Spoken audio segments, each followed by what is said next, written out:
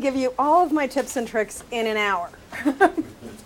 I'd have to talk really, really fast, and since one of my points is to watch your pace, that won't happen. So first of all, if you are a person who uses Twitter and you are twittering, I'm completely comfortable with that, and it's something that as speakers you need to get to be more comfortable with, the fact that people will be looking down instead of looking at you while you're presenting. So if you are twittering, I welcome your tweets about today. I am at Nora Burns on Twitter. As long as you're not saying that this outfit makes me look fat, I'm good with that. Yes. Reading that right and now. The hash mark, let's just use CPP and I'll announce it on Twitter. Okay. So for creating powerful presentations. Excellent. So if you do tweet, use hashtag professional speaker, CPP. Today, I'm going to go through the 10 fatal flaws that people make in doing presentations. Now, for the past 2 weeks, I've been on a fitness challenge with 3 other people. That fitness challenge means we're trying to lose weight, and we're trying to get our cholesterol down, and we're trying to do all of these different things. We try to specifically not call it a diet, but that's really what it is. So what's happened is for the last 3 weeks, I've been telling myself, don't eat. Don't eat. Don't eat. What's been happening? I've been eating. I've gained 3 pounds on the fitness challenge so far. And I bring that up because I'm going to talk to you about the 10 fatal flaws and things not to do while presenting. And I need for you to swap them into the positive. Because if you're thinking as you're walking onto the stage, don't trip, don't trip, don't trip, what will happen? You will trip. So as we talk about these things today, I would like for you to be able to swap them into the positive and remember that you want to be focusing on the positive as you're preparing for your presentations. Fair enough? I will periodically ask for your questions, your comments, and your emotional outbursts. Feel free to ask questions, make comments, and have emotional outbursts outside of when I'm asking for them. Fair enough? Today is all about you guys learning. And if you're thinking, ooh, I can't wait to ask her this question, I can't wait to ask her this question, you're not hearing what I'm saying in between. Okay? So that's what we're going to do. So, top 10 fatal flaws. I'm going to cover 3 aspects of PowerPoint. Not going to do a whole PowerPoint presentation and all the fatal flaws of presentations on PowerPoint and Keynote, because we could do a whole day just on that. Right? Some of these you guys know. You've watched them happen. You've watched people self-destruct on stage based on their PowerPoint and their leniency on their PowerPoint. So my first PowerPoint tip, oops. It's entirely too many words crushed onto one slide so that nobody has any idea what the speaker is actually trying to make the point about. We think that we've got to put everything on the slide. And then we crush it all together, and 2 things happen.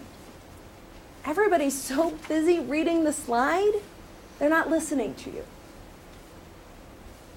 And secondly, you are tempted to turn around and start reading to people. Hey, there's entirely too many words crushed together on the slide, and it's difficult to figure out exactly what the speaker... Nobody wants to look at your back. You might think you've got the best backside ever, but people don't care. Right? People don't want to be read to. And if you put all of your information up on the slide, people are going to do exactly that.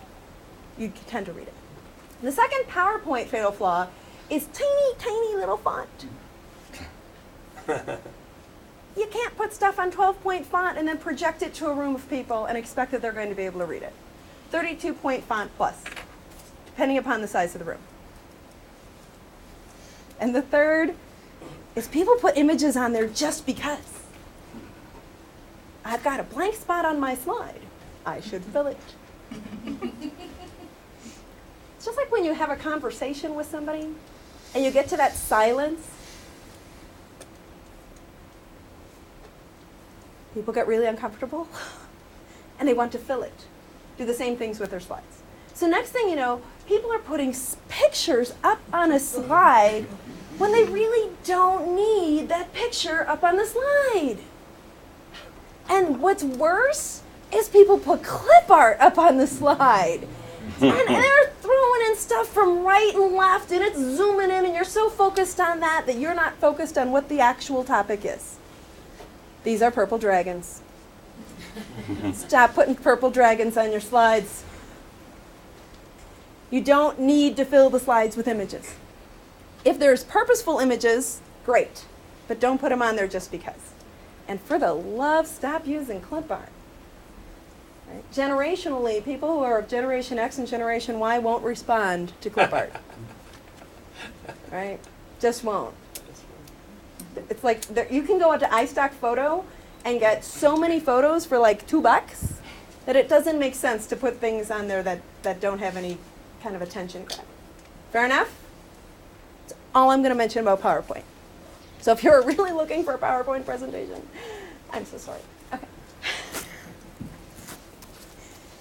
The top mistake after PowerPoint errors that I see people make are simply having a lack of knowledge. If you are not an expert in your area, why the heck are you standing in front of a room talking to people about it? If it is not something you know inside and out and can have a conversation with people about, you probably aren't the best person to be standing in the front of the room. Learn everything you can about your topic. Now, I'm not saying that you're not going to learn from your audience. Every single time I present, I learn from my audience. There are smart people in the room. So I'm not even saying you have to know everything.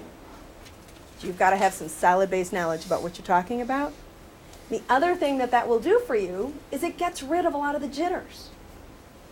Because people are nervous because they don't really know the topic inside and out.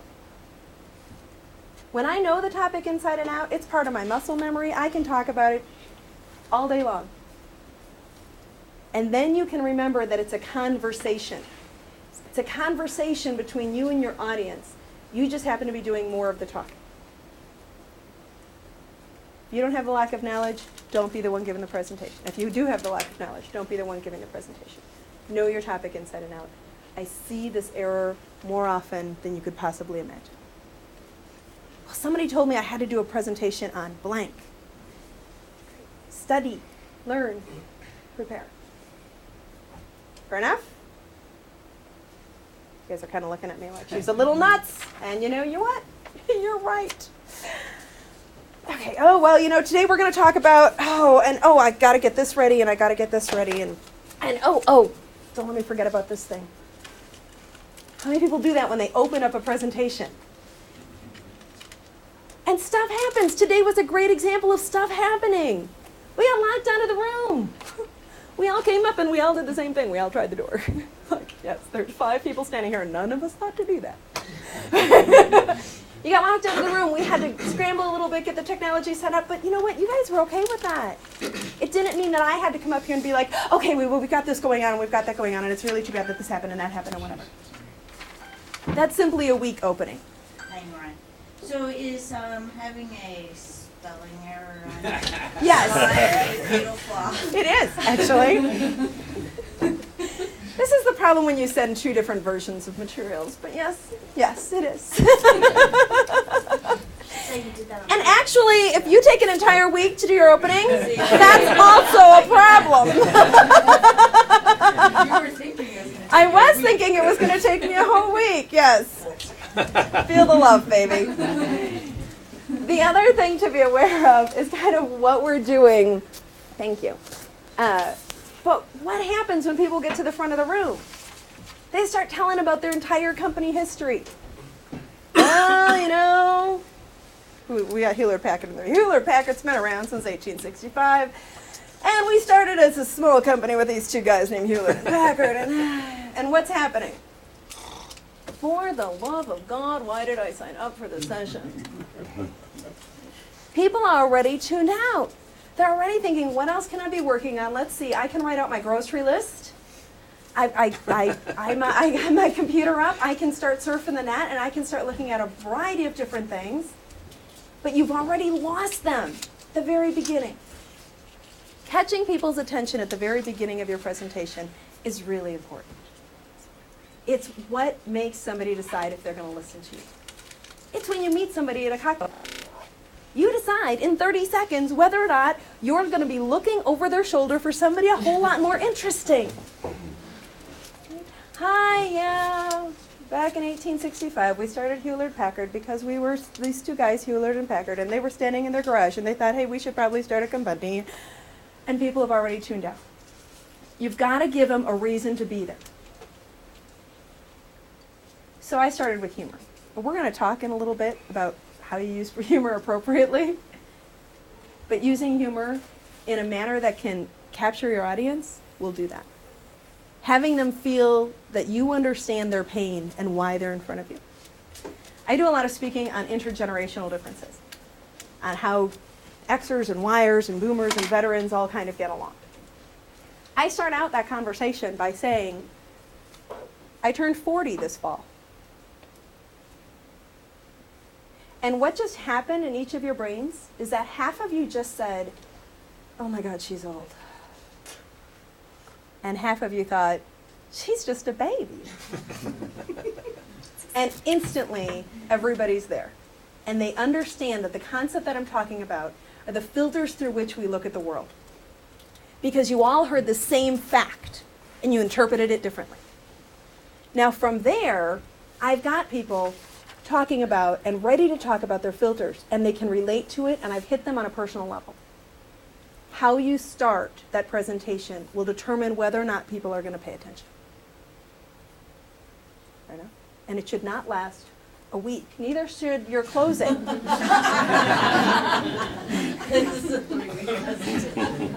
This is a 3-week presentation.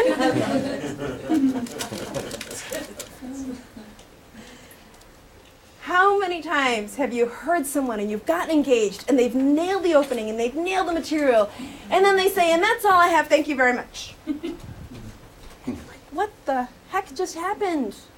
I was there, I was with you. You let me down. Really kind of anticlimactic. So you need to capture them at the beginning, hold them in, and at the very end, give them a reason to remember the information that you shared. And it can mean that you shared a story at the beginning and you return to it at the end. It can mean that you share with them encouraging words to go forth and do whatever you've just shared with them. But there has to be a purpose to why they listen to you for 15 minutes to an hour to a whole day. And to circle back to that and make sure that you're memorable at the very end. It's just like the cocktail party. At the beginning of the conversation, I made a decision as to whether or not I wanted to keep talking to you. And at the end of the conversation, I made a decision as to what I was going to do with your business card. Do I keep it? Do I call? Or do I toss it? Same thing happens with the material that you've just presented. Do they keep it? Do they use it? Do they apply it? Or do they toss it? And instead that hour was spent writing out their grocery list. And it shouldn't last a week. Who's been there? You're in a presentation, and the person who knows the information is talking really, really fast because they know the information and they've heard it from their voice coming out about 150 times, but you've never heard the information before. You're sitting there thinking, for the love of God, why is this person not on a FedEx commercial? And you've had the opposite happen, where somebody has been speaking so slowly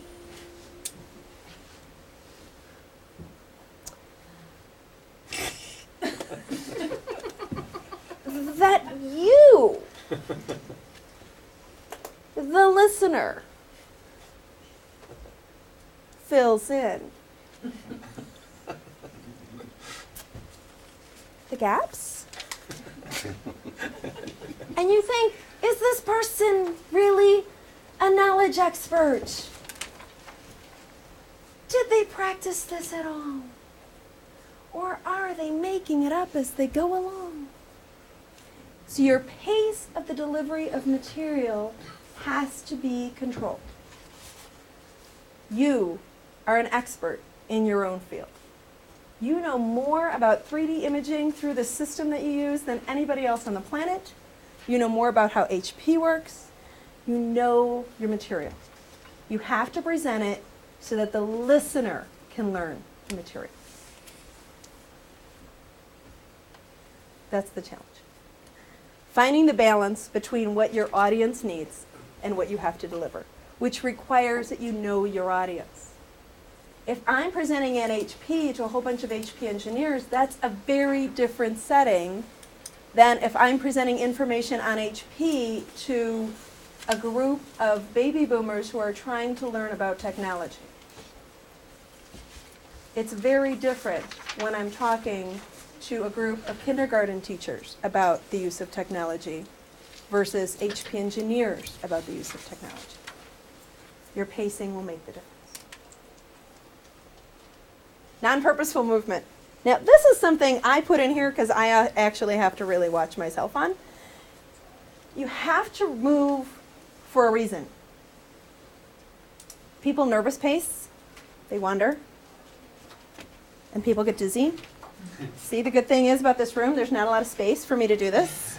I can't really wander too much. You have to be very cognizant that your movement is purposeful. When I say today, tomorrow, next year, I can use my body to help to tell the story. That doesn't work if you're so busy moving around all the time that people aren't sure what you're trying to emphasize. It's the difference between somebody, it's like those people that you know who talk all the time.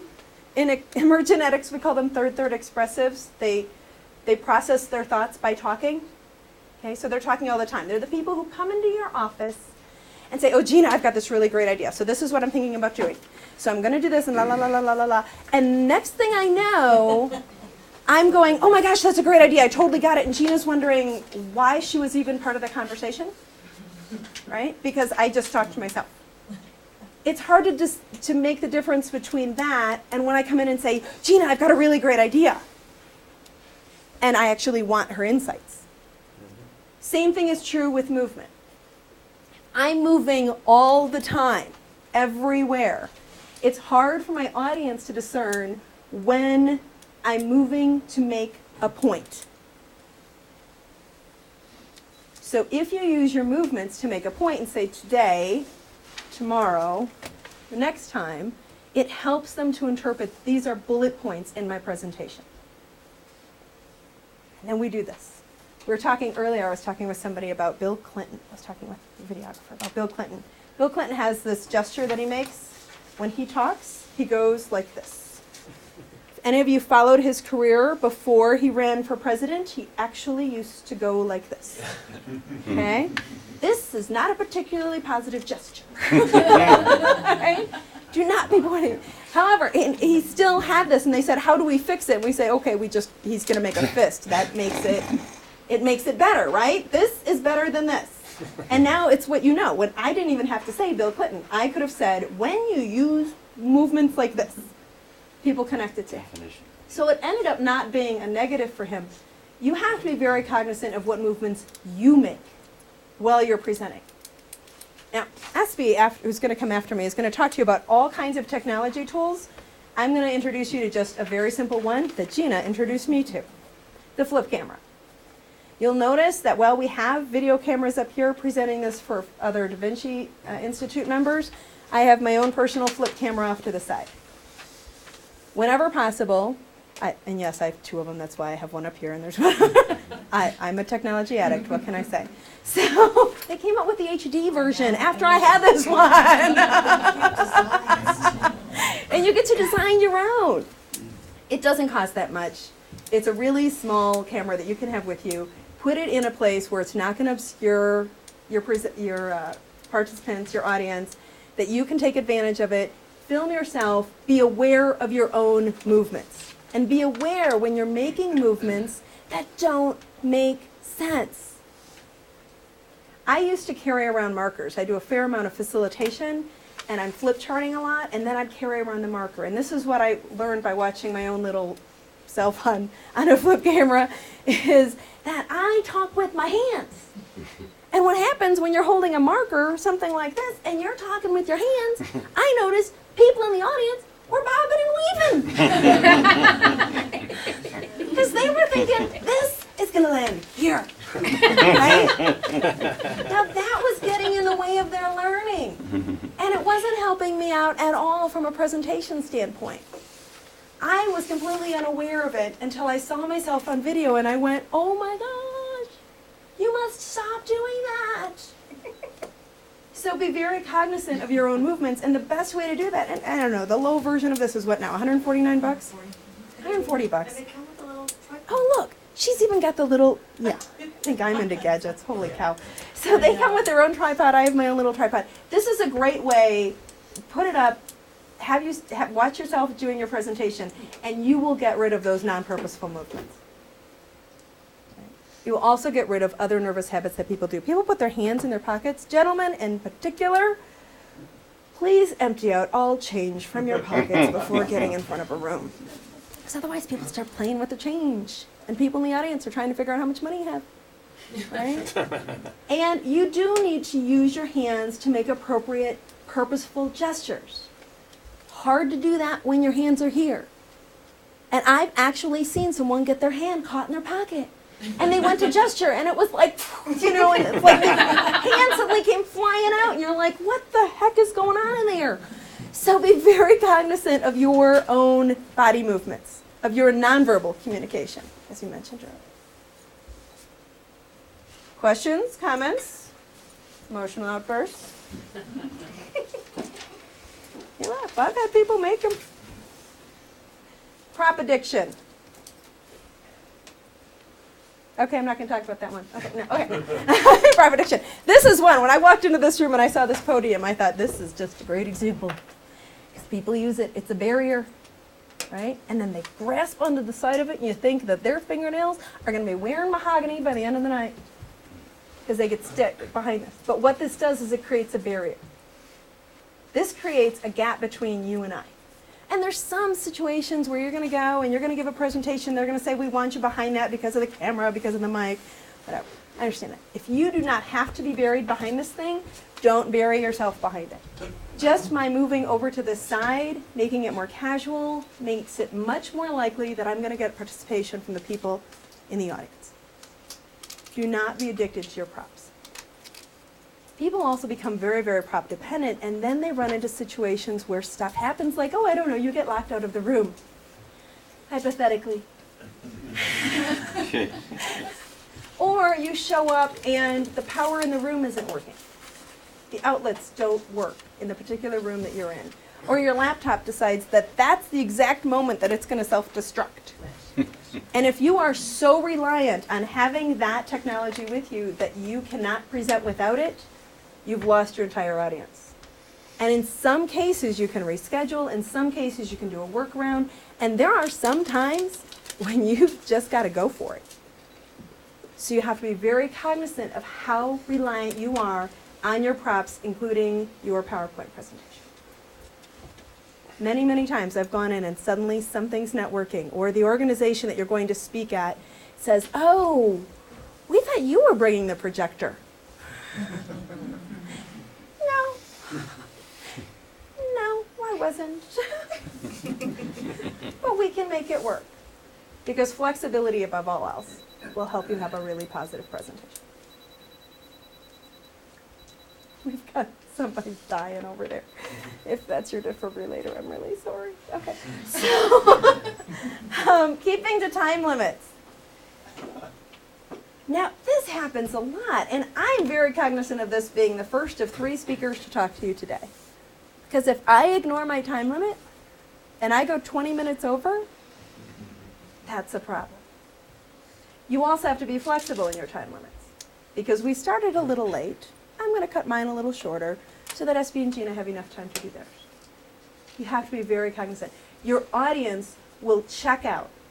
When you've said, I'm going to give a 20-minute presentation, at 30 minutes, your credibility is out the window. And people start fidgeting, and they start going, well, if I couldn't even believe him that he was going to stick to 20 minutes, how do I possibly believe the information that he's sharing with me? You have to be very cognizant of that. Now, if you know that something's happening and you're going to run over, presentation I gave last month, there was a fire drill in the middle of it. Seriously, that wasn't distracting at all. So we were outside for 20 minutes. It was only a 40-minute presentation. So ask the audience permission and acknowledge that some of them may need to leave at your 20-minute mark.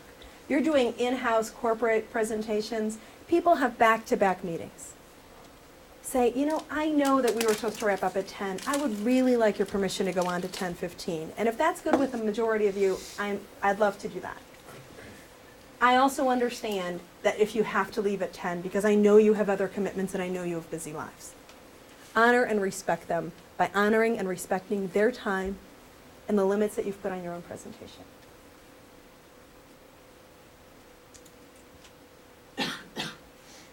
An inappropriate use of humor will kill the best of presentations.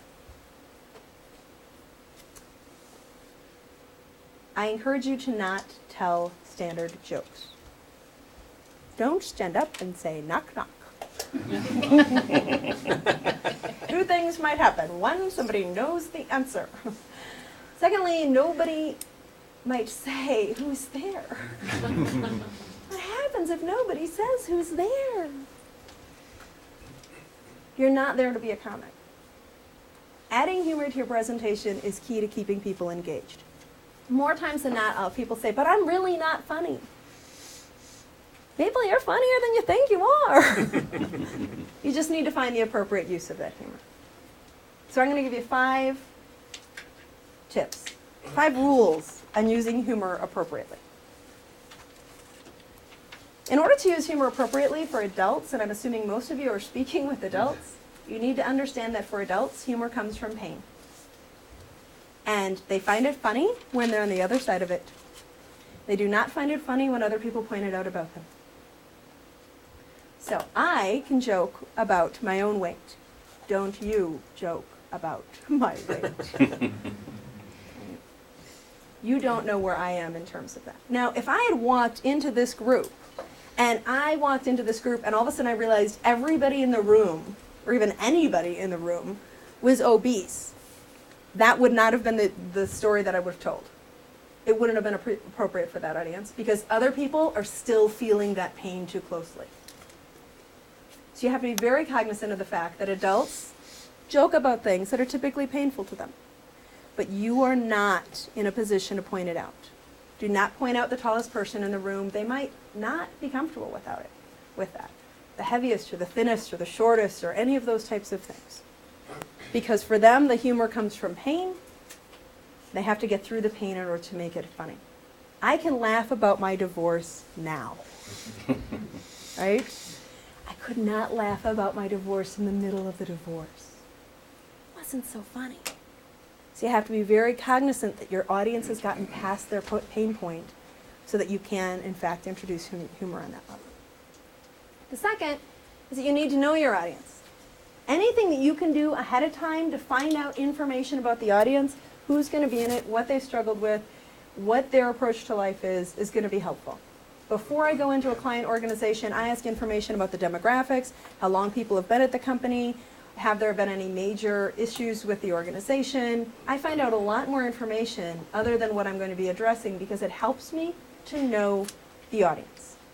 Again, Overeaters Anonymous, I'm not talking about my 12-week fitness program. At least not in the same way that I talked about it here. You have to understand where people are coming from.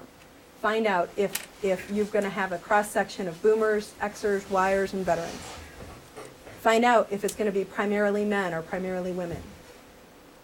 Find out information about what their level of education is in terms of where you can use humor there.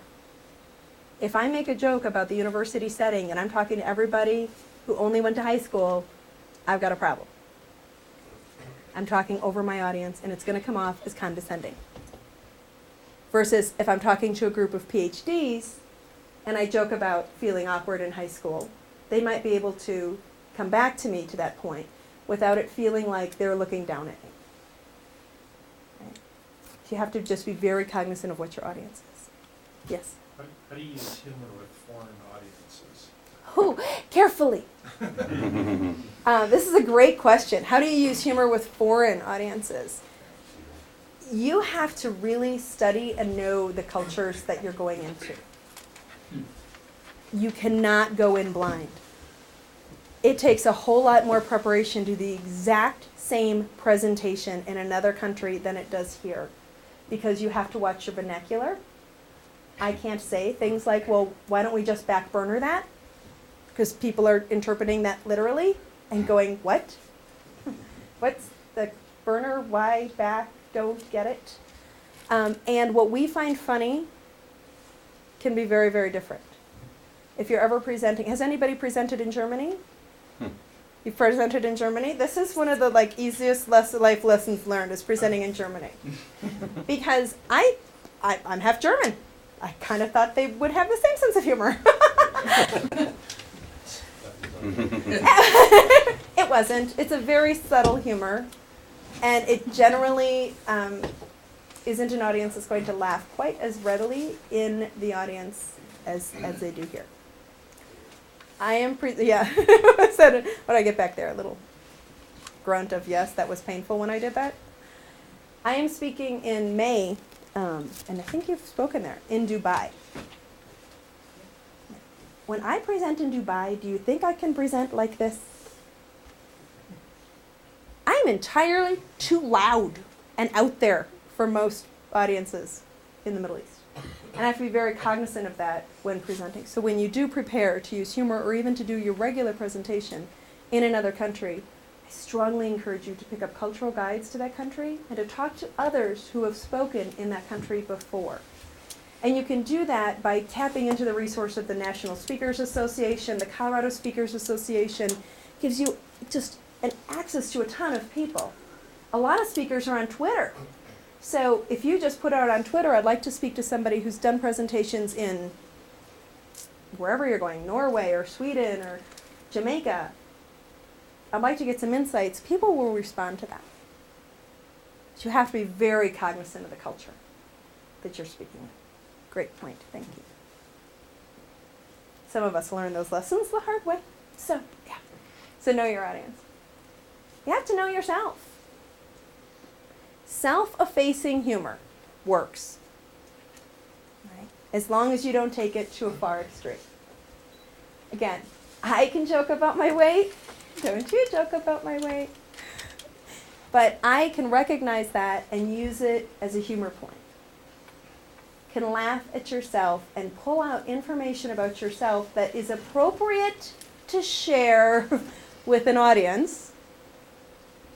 We don't want to hear about your gastrointestinal issues. We do not want to hear, right? Appropriate to share with the audience so that you can take them to that point and pull them back. Same thing happens with telling a story. I can take you into the depth of a story that was very, very painful. I need to be able to pull you back out of it so that you're not spending the rest of the presentation going, I'm really depressed now. Same thing happens with humor. When I'm using self-deprecating humor, I don't want you to feel bad for me. Right? You don't want the pity of the audience. You want them to get the humor within it. So you have to know yourself and understand how you're dealing with your own pain in order to have it come across as funny. So far, so good? Questions, comments? Everybody's in self-analysis role at this point? Rewind it, replay it. Is it still funny? I have a flip camera. There's 2 other cameras, 3 other cameras, at least in this room. Anybody who has an iPhone could be audio recording the presentation. It could be rewound and replayed in a multitude of different audiences and a multitude of different reasons. Will it still be funny? Because the audience that is listening to you on podcast or on YouTube or any other methodology is not the same audience that's sitting in front of you. So it's a whole nother audience that you have to know. And you might be, you know what, I'm really okay with the fact that it's not going to play well on rewind, and I'm completely okay with that. You just have to have given it some thought and be purposeful with it. Is it okay that when a group full of people who are not entrepreneurs, professional speaker, listen to this and might not get the joke? Are you okay with that? And if you're okay with that, go ahead with it. But make the decision. Don't just do it by default and go, oh, yeah, that's not going to play well because they really needed to see my expressions in order for that joke to play, and a podcast isn't going to work so well. So be very cognizant of how will it rewind, how will it replay, how will it sound then. And the humor is not the it. Unless you are a comic, the humor is not the point of the presentation. People should not leave going, I got the best knock-knock joke out of that presentation. Right? That's not value. The value is, were you able to use humor appropriately so people could get the message? And that it did not stand in the way of them getting the message. But I will have a lot of people go, wow, we want a really fun and enlightening and engaging presentation. I said, that's great. What content do you want? Because if all you want is fun, engaging laughter, I've got a list of comics a mile long that I can recommend to you. But if all people are saying when they leave your presentations is it was really fun, didn't learn a darn thing, but it was fun, you're not adding value to your organization. So you have to remember that while the humor is important to learn the lesson, it is not the lesson of most of your presentations. And last but certainly not least, is anything that you do that gets in the way of other people's learning is something you need to stop. And I'm not saying a one data point. You do those like smiley sheets after your presentations. What do you mean by smiley sheets? Did you have fun? Did you learn something? It's first reaction kind of stuff. It's not did you actually implement, but did you enjoy the presentation? If you're doing smiley sheets and one person says, it was distracting to me that you fill in the blank. And you've had one person say that out of 500 people, that's not the thing to focus on. Look for the themes. Look for where you're getting in the way of people's learning. Because you're using clip art, so you're alienating the Generation Y folks. Because you're pacing and making circles around the room so people can't concentrate. You're playing with the change in your pockets. You're wearing really loud heels. I swear some presenters wear tap shoes when they're on a stage with linoleum, right?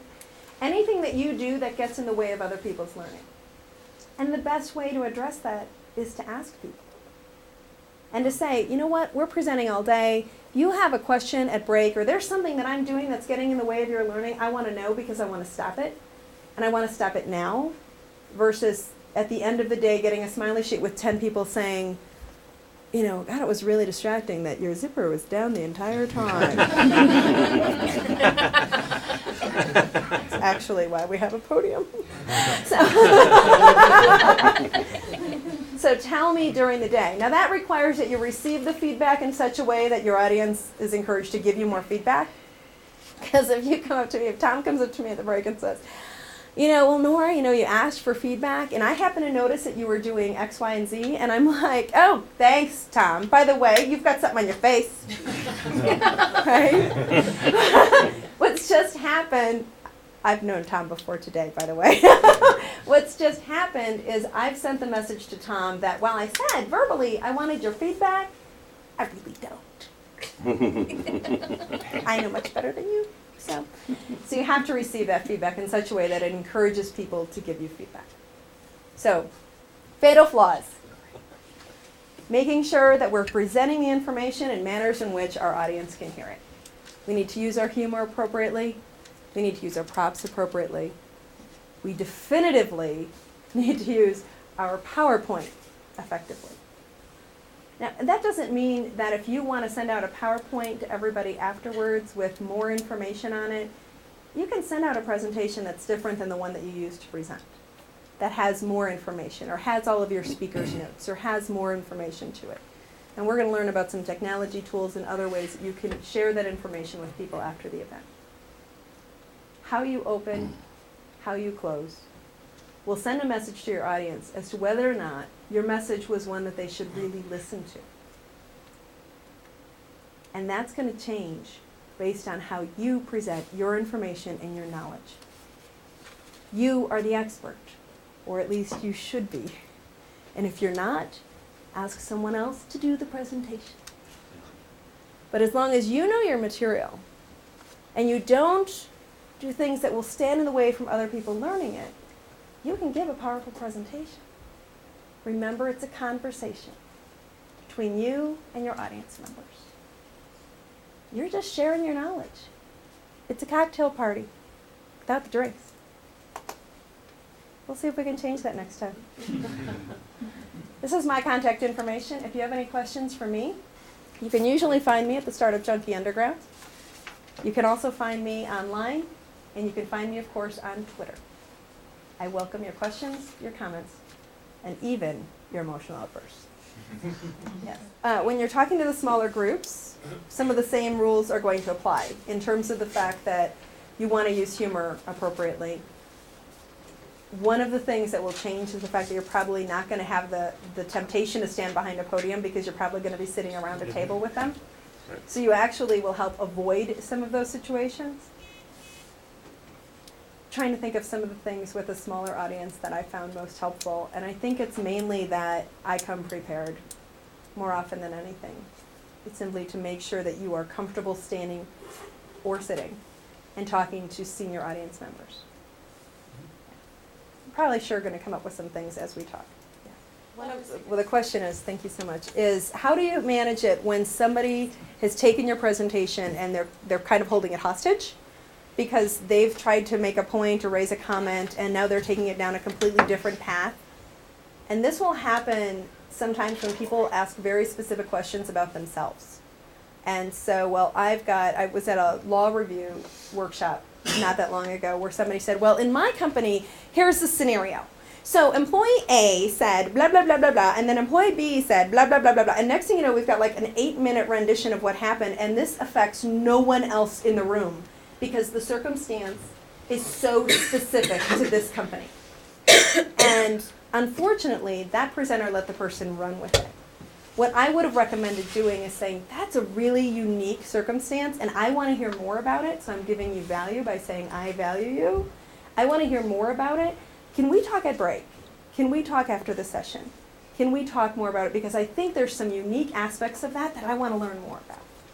And it's a way to respect them and not have it be, that really doesn't apply to the whole group, so we're just not going to talk about that. Which what I've just said is, feel free to completely rail on me on the feedback form, okay? Because I just don't respect you at all, right? So to use it in such a way. The other thing that happens is sometimes side conversations happen that can take the conversation, the presentation another way. And Gina, I don't know, you might be addressing some of these in the latter part.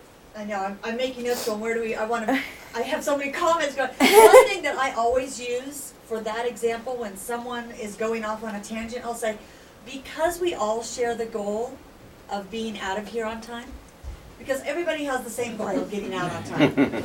And that kind of puts it back on the fact that I would love to use and validate. Because our goal is to get out of here on time, I really would like to talk to you after or on break. And it validates them while it tells everyone we have to keep going because I have a lot of stuff to cover. Exactly. And that's just one that's never failed, because everyone shares the goal of ending on time. It really is. Education's one areas of life that people actually want to pay more to get less. What I felt you said in there, right in the middle of that paragraph of the answer, that was really powerful was that you used the question and made him agree. Or you said, could we talk about it later? Right. And they have to agree. But then he would say no. But no, would they not? And also, you didn't first you said, I'd love to know more, which I thought was good. But when you said, could we talk about it later? He gets to jump in your boat. Right. And you get buy-in from that person, so they feel respected. Yeah, that's powerful. And if they were to say, well, no, I've got to run out of here right at 9:30, I'd say, I want to make sure I get you my card because I do want to hear more about the circumstance, and I gladly give you some of my time later in the week. Is that okay? Is that okay? Yeah. Yes. Is that okay? Can I, in fact, get you to stop talking? One of the other things that happens, and kind of a side note of what can happen with that, especially if I disrespect the person, they will turn to the person next to them and engage them in conversation, whether the person next to them wants the conversation or not. And there, how you move through the room, because something happens when I walk over to Tom that if he's doing something that's not appropriate to be doing in this setting, he stops doing it. Right? Most of the time. Right. If he's right here, real. However, when I'm in Dubai, I will not do this because I have learned you don't actually touch people. In American culture, that works. Okay. Other questions? Yes. So a question like when you're in a small boardroom situation, what's kind of the guidelines as whether you're sitting or standing? And you kind of mentioned that. And So when you're in a boardroom situation, what are the guidelines in terms of if you should be sitting or if you should be standing? I would say, first of all, it's going to be your comfort because you're not going to deliver well if you're uncomfortable. The other is, what is the cultural precedent within that organization if you know? If it's you're in-house and you're used to people doing this, if people always stand, the pressure is going to be on for you to stand. Yeah. It's also okay to ask and say, I'd like to sit around the table with you as I present. I'm also comfortable standing up. Do you have a preference? Now, if you are like I am and you are vertically challenged, you might want to stand. Because for me, when I'm sitting, I'm even shorter than everybody else at the table, unless I'm completely propping up my chair, in which case my feet are doing the Lily Tomlin, professional, okay, the Lily Tomlin thing where I'm kind of straddling my legs. It doesn't feel really good. I'm not feeling really confident. I'm not going to deliver in the same way. Versus if everybody else in the room who is sitting and you're 6'3", you might want to sit.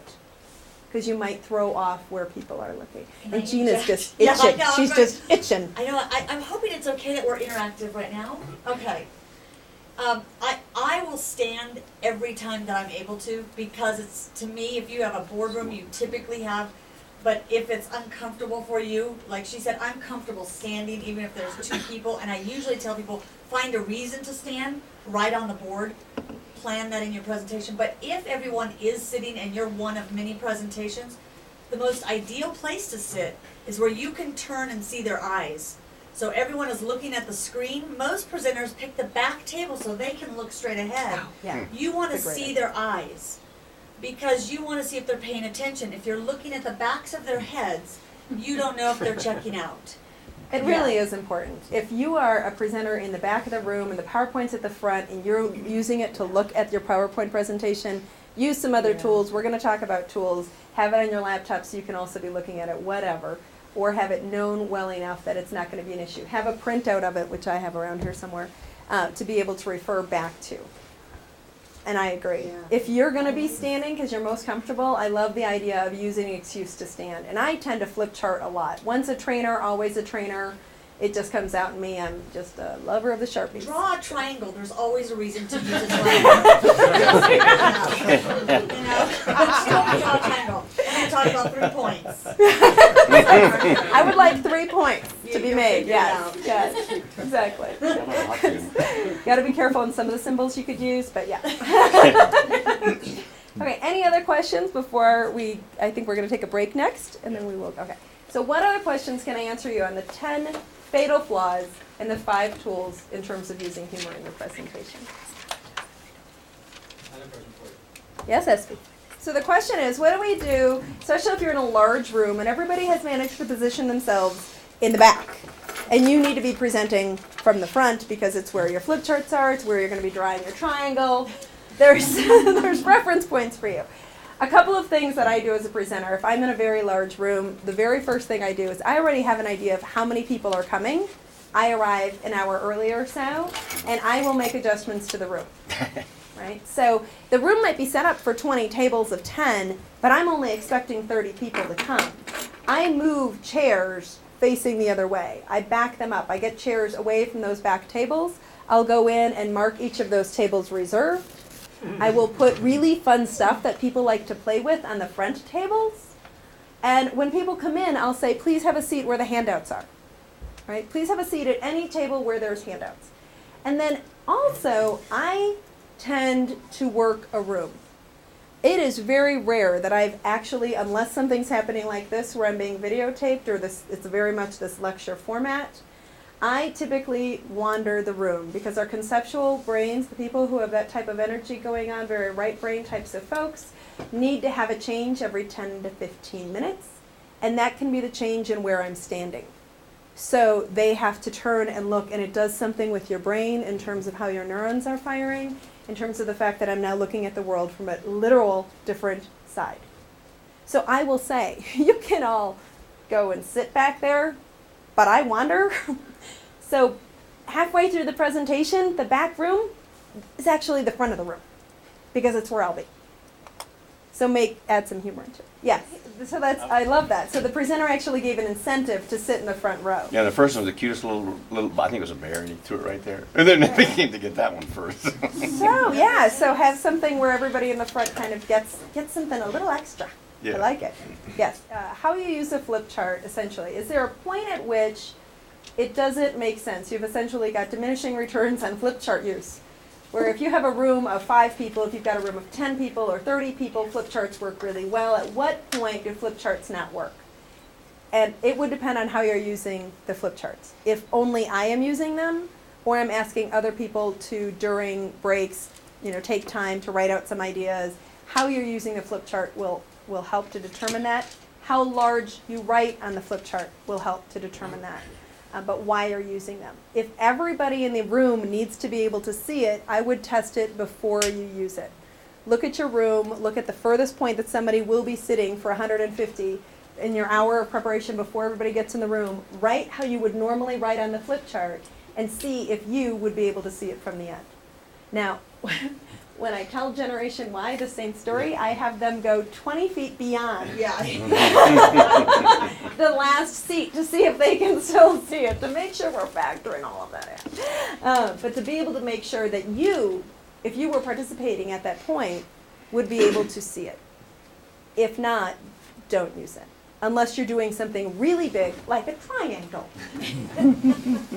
Okay. I need to wrap up my portion because I can't even tell you how excited I am to listen to the other 2 speakers today. It was probably the best part of when the DaVinci Institute called me and said, would you be willing to do this? And I said, well, tell me more. And they said, well, SB is going to be there with technology, and Gina's going to be there. And I'm like, I'm there. No. Let's give Nora a big round of applause.